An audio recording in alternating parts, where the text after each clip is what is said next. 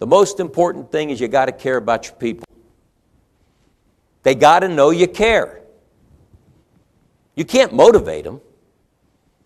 And if they can't get out of bed in the morning excited, that's not your problem. But you damn well better be with them shoulder to shoulder, especially during the difficult times, because that's what they expect from you.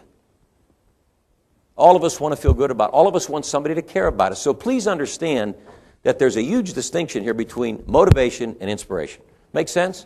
That's truth number 2. Let me give you a good example. This young doctor gets out of medical school. Taking Hippocratic faith was going to solve all the world's problems.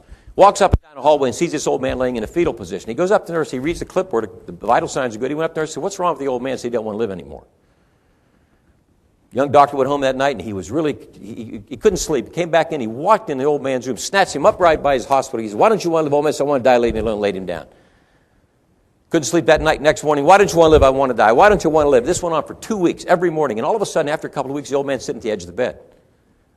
Okay, after about another week, the old man's shuffling around the floor in that hospital. Within a month, folks, he's all over the hospital convincing people if they believe they can get better, they can. He became an inspiration to everybody. One year today, he runs in a 10K, comes back and says, "I want to see my young doctor friend. I got something I want to share with him." So he comes into the room and he said, "What is it, old man?" He said, "Young doctor, you've been such an inspiration. I want to share something with you." He said, "What is it?" He said, "I'm going to marry my 22-year-old nurse." And of course, the young doctor he said, he was speechless. And finally, he gathered himself and said, "Well, old man, I don't think that's a really good idea."